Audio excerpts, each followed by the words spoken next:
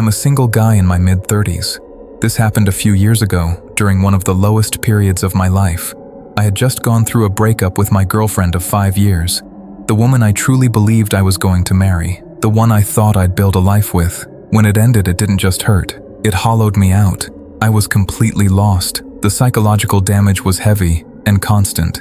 Weeks would pass where I barely existed. I'd wake up, talk to no one, go to work, talk to no one, come home, and collapse into bed. Weekends were worse. Sometimes I'd forget to eat. Sometimes I wouldn't leave the house at all. I'd binge watch movie after movie, barely registering what was on the screen. Just noise to drown out my own thoughts. But I'm doing better now. Still, I often think about the life I lost, about how different things could have been. Anyway, this happened on a Saturday night. I was slumped on the couch in my bedroom, barely moving, except to press play on yet another random movie.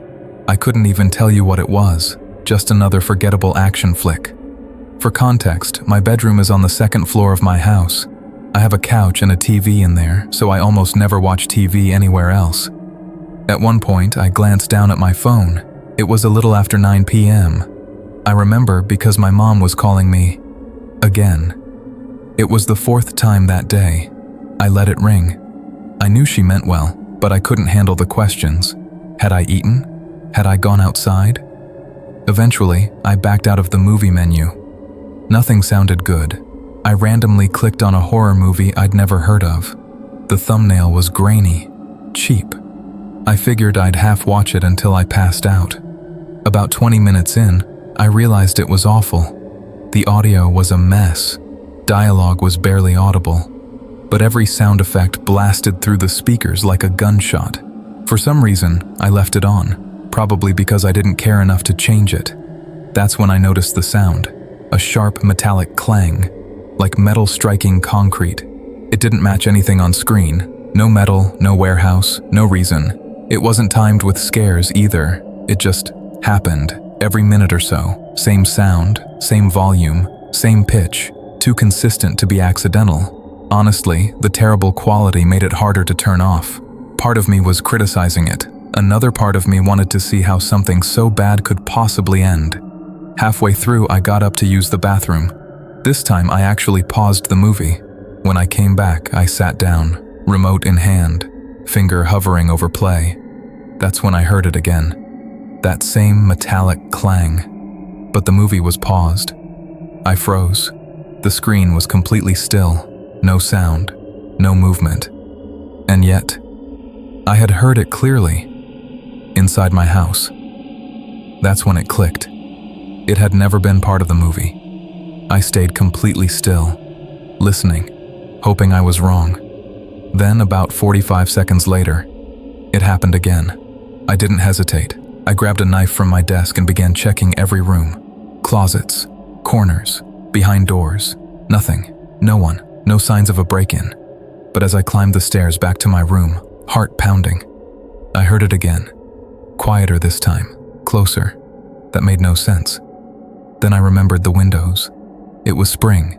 I'd been leaving them cracked open at night. That thought scared me even more. I pulled the curtain aside just enough to see the backyard. And that's when I saw it. One of my deck chairs, sitting in the middle of the lawn. And next to it, a child. A small one. Too small to be an adult. He was holding a PVC pipe. As soon as I looked at him, he slammed it against the chair. Clang. I stepped back immediately, my body filled with fear. I know it sounds stupid, being scared of a kid, but he'd been out there for nearly an hour, watching, waiting. I tried to rationalize it. Maybe he was lost. Maybe he needed help. I turned on the porch light and walked toward the back door.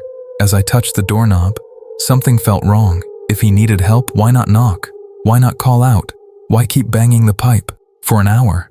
My gut screamed at me to stop. I backed away, slowly. I moved to the small window next to the door, kept the lights off, and barely lifted the blind.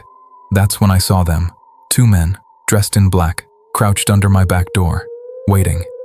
One of them looked up and locked eyes with me. I dropped the blind and called 911. The banging started seconds later. They were breaking in. I ran upstairs and locked myself in the bathroom. I couldn't breathe. I heard the crash downstairs. Footsteps. Then, they were in my house. The doorknob turned. A violent kick hit the door. I screamed that the police were coming. Silence. Then the sound of them fleeing. The police arrived shortly after. There wasn't much they could do. No cameras, no descriptions. But the child. That changed everything. According to them, using a child meant planning, calculation. And that is what still terrifies me the most.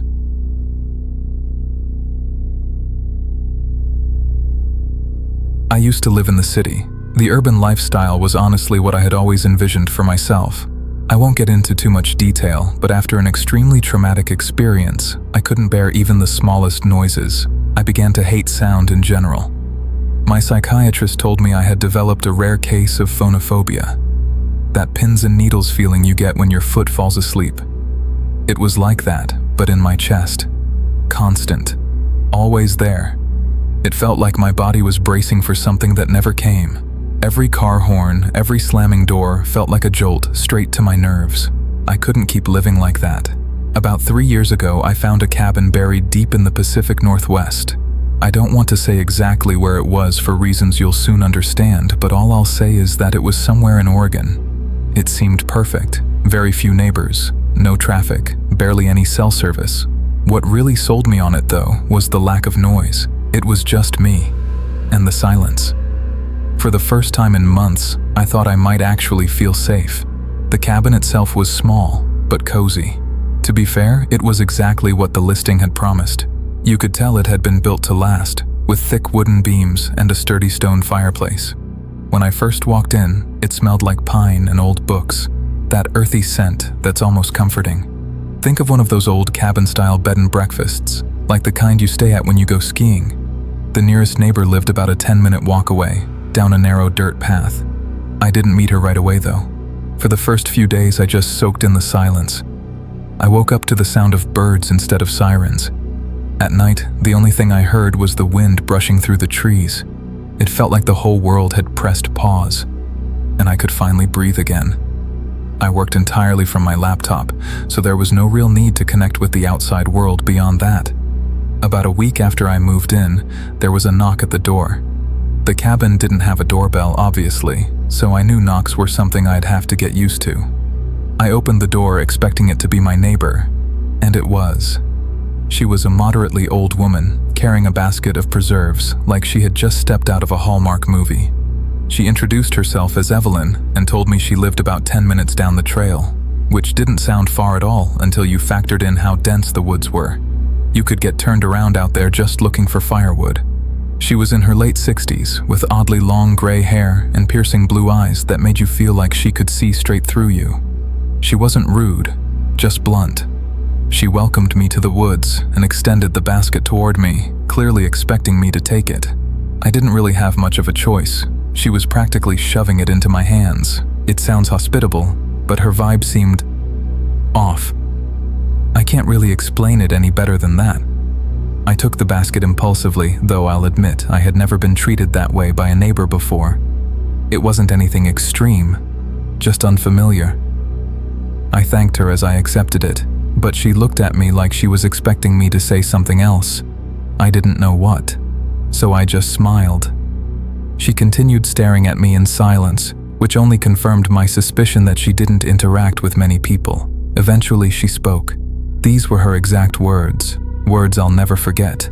Always keep your lanterns full, your windows shut tight, and your wits sharper than your axe.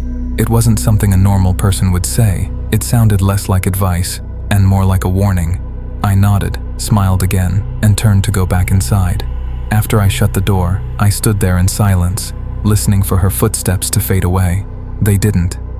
She stayed there for a good 45 seconds. That was probably the strangest part of the entire interaction. Despite the unsettling vibe, I told myself I appreciated her kindness. She seemed reclusive, but not unfriendly. The kind of person who would help if you asked, but wouldn't go out of her way to pry. It was comforting, in a way, knowing someone lived nearby, even if I didn't plan on ever needing her. I didn't even bother looking inside the basket. I set it down in the living room and forgot about it. That night, a thunderstorm rolled in. Thunderstorms are rare in Oregon, but they do happen. I lit a few candles and curled up on the couch with a book, trying to ignore the fact that the power flickered every few minutes. Some people might find that level of isolation terrifying. For some reason, I loved it. The natural sounds of the storm didn't bother me. In fact, it was that specific storm that made me realize something. Listening to the rain and thunder felt almost soothing. But that feeling didn't last. A few hours after the storm began, there was a knock at the door that nearly made me jump out of my skin. Calling it a knock isn't quite right. It was more like banging, loud, urgent. Whoever it was clearly didn't care that it was pouring rain outside. My heart started racing, and that awful pins and needles sensation crept back into my chest. After hesitating for a few seconds, I grabbed my flashlight and checked the small glass pane beside the door. It was Evelyn, soaked to the bone, clutching a flashlight of her own. I opened the door, and she spoke before I even had a chance to greet her. She blurted out that she had seen someone near my woodpile, and that I needed to know. Confused but alarmed, I stepped onto the porch and scanned the rain-soaked trees with my flashlight. I didn't see anything, just darkness. I asked her if she was sure. She nodded. Her eyes kept darting toward the woods, like she was expecting someone to step out at any second. Before I could say anything else, she told me to be careful, then turned and walked away. She didn't wait for a response. I watched her disappear down the narrow path, completely unfazed by the storm. The moment I shut the door, something didn't sit right. How could she have seen someone near my woodpile if her cabin was 10 minutes away? That meant she must have already been on my property. Why would she be snooping around my cabin during a thunderstorm? Was she lying? I didn't like the thought, but marching to her place in the middle of a storm wasn't an option. I locked the cabin as securely as I could and sat in my bedroom listening. The storm eventually died down, but my unease didn't. Hours passed without incident, and I finally decided it was safe to sleep. Sometime after midnight, I woke up to the sound of a branch snapping just outside my bedroom window. I'm a very light sleeper. I knew exactly what I heard. I froze, listening. After a few tense seconds, I crept toward the window. At first, I saw nothing. Then I saw her, Evelyn, standing at the edge of the woods, her body angled away from my cabin. I recognized her by her long, disheveled hair. There was only moonlight to see by, so details were impossible to make out. When she began to turn toward the house, I ducked below the window. I stayed crouched there for what felt like forever. When I finally looked again, she was gone. I didn't know what to think. I hadn't considered her dangerous before, just strange. But now I wasn't so sure. Why warn me? If she was the one lurking around. I didn't sleep for the rest of the night. I planned on staying awake until sunrise. A few hours passed. Just as I started to let my guard down, there was another knock at the door. This one was quieter, deliberate. I approached the door slowly and peeked through the glass. I froze. It wasn't Evelyn. It was a burly, bald man with a thick beard. I had to fight every instinct not to scream. The situation instantly went from bad to terrifying. I retreated to the bathroom, locked the door, and called the police. While I was on the phone, the banging started again. This time it sounded like someone was smashing the door with something heavy. The operator told me help was on the way and instructed me not to hang up. Then the front door gave way. I heard it crash open. I was certain I was going to die. The man began destroying everything in the cabin. Glass shattering, wood splintering, furniture breaking. I didn't move. I didn't breathe. Somehow, he never came looking for me. Eventually, the noise stopped. The police arrived shortly after. The man was gone. They did a brief search, but refused to check the woods, saying it was too dense. I begged them to come with me to Evelyn's cabin. They agreed. When we got there, my jaw dropped. The cabin was abandoned. The police confirmed that no one had lived there in decades. I told them to search it for squatters. They refused. They told me living in the woods was a risk I had chosen. Then they left. I moved out shortly after, but not before spending one final night in that cabin. Nothing happened. Still, I think about it all the time. Some of my friends believe Evelyn was a spirit trying to protect me. I don't believe in the paranormal. I think it's far more likely that two people had been squatting in that abandoned cabin. I just don't understand why they targeted me, or why she warned me at all. I don't think I'll ever know.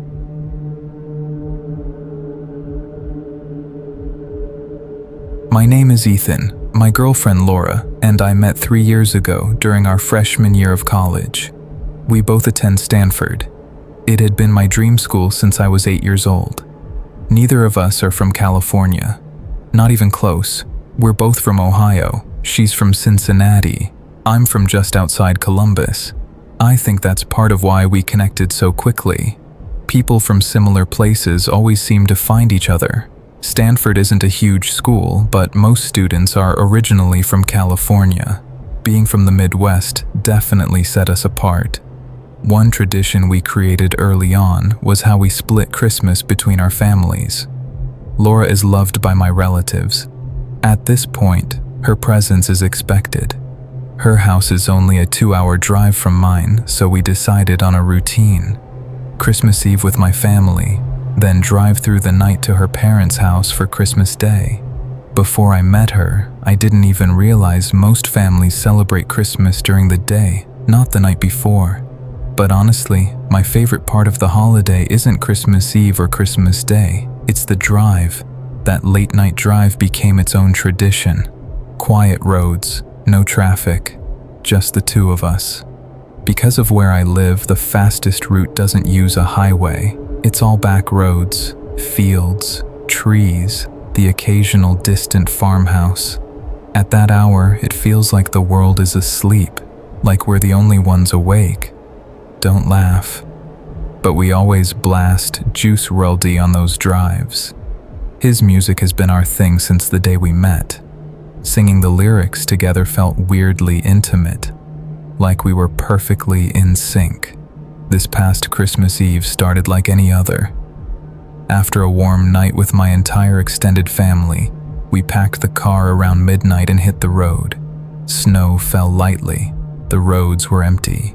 With the heat on high and the music loud, everything felt perfect.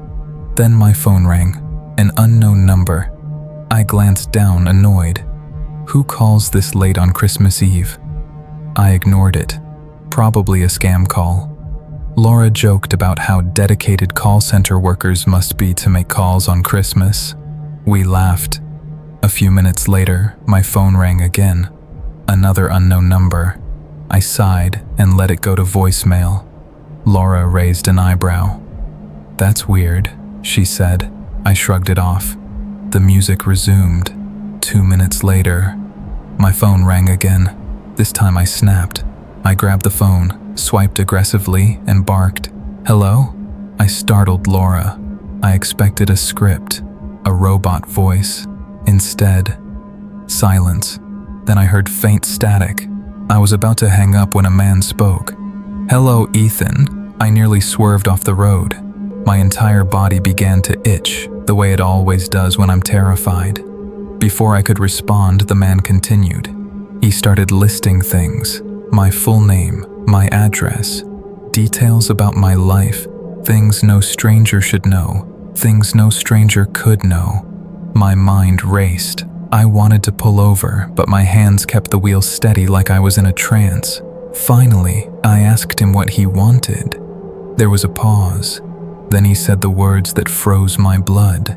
"I'm not calling for you. I'm calling for Laura." Hearing her name was far worse than hearing my own. The look on her face told me everything. I lied. I said I didn't know anyone by that name, that he had the wrong number. The man chuckled. "She's sitting right next to you." I pulled over immediately. My hands were shaking uncontrollably. Before I could say another word, Laura leaned across me and ended the call. I screamed at her, demanded to know why she hung up on someone who clearly knew too much. She didn't answer, just stared at me, eyes wide with fear. I tried calling the number back. Once, twice, 3 times. It never went through. Laura told me to keep driving. I did. In silence. Part of me was furious. Part of me was terrified. I kept expecting the phone to ring again. It never did. At one point, I looked over at her. She was crying. She said she didn't feel safe. I understood that, but something in my gut wouldn't let go. We'd had issues before, white lies, half-truths, nothing major, but enough to plant doubt. I hated myself for thinking it, but I couldn't ignore it.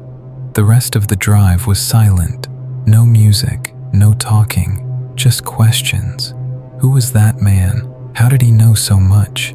Only our families knew we'd be driving that night, and none of them would do this. Even when we arrived, I didn't feel safe. It's been almost a month. No answers, no explanations. Laura swears she knows nothing, which leaves only one possibility. Whoever called us had sinister intentions. Every time my phone rings now, my body tenses, because I know he's going to call again. It's only a matter of time.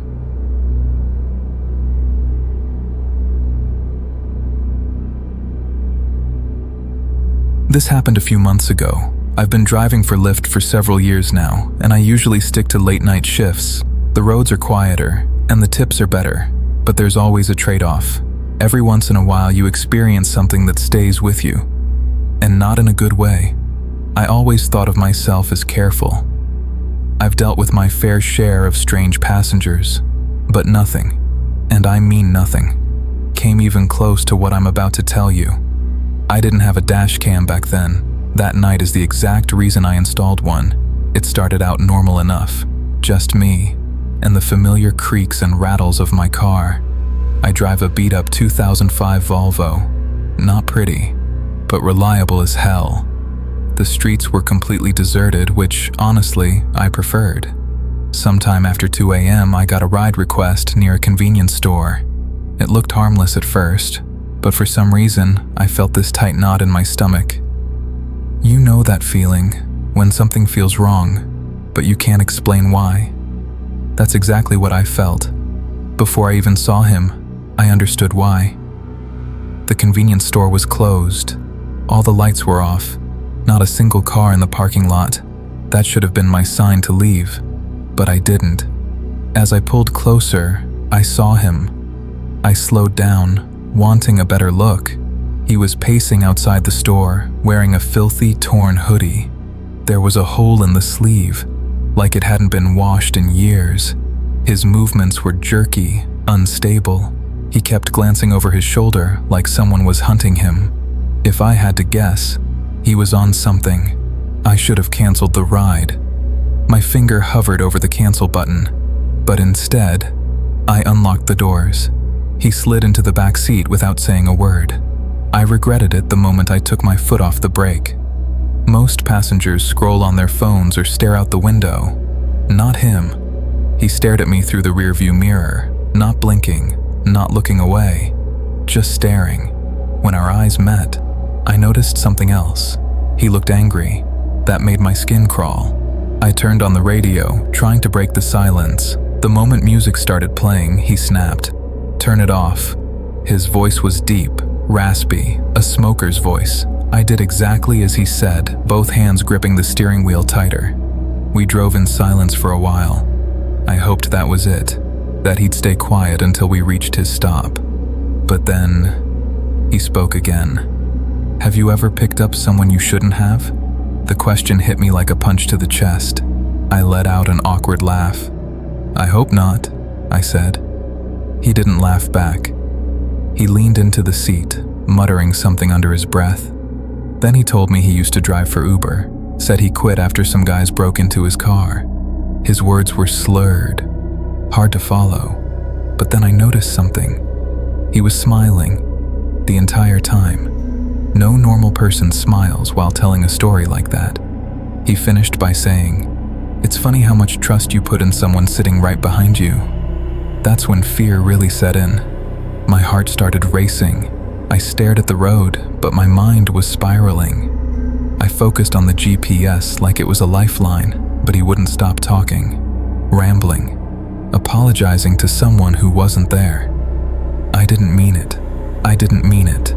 over and over again. We were only minutes from his destination when he suddenly screamed that I missed the turn. I didn't. The GPS was clear, but I slammed on the brakes anyway, out of pure fear. He ordered me to pull over, so I did. My hands were shaking. Then headlights appeared behind us. A police car. I silently prayed. The spotlight swept over my car. The man in the back seat slid down, flattening himself against the seat, eyes shut tight, pretending not to exist. After a long, terrifying silence, he sat up, looked at me, and said, "You got lucky." Then he opened the door and vanished into the darkness. Weeks later, I read a news article on my phone. A convenience store had been robbed that same night, 2 blocks away from where I picked him up. It still makes me sick, knowing I was inches away from someone who could have killed me, and chose not to. Since that night, I'm much more careful about who I let into my car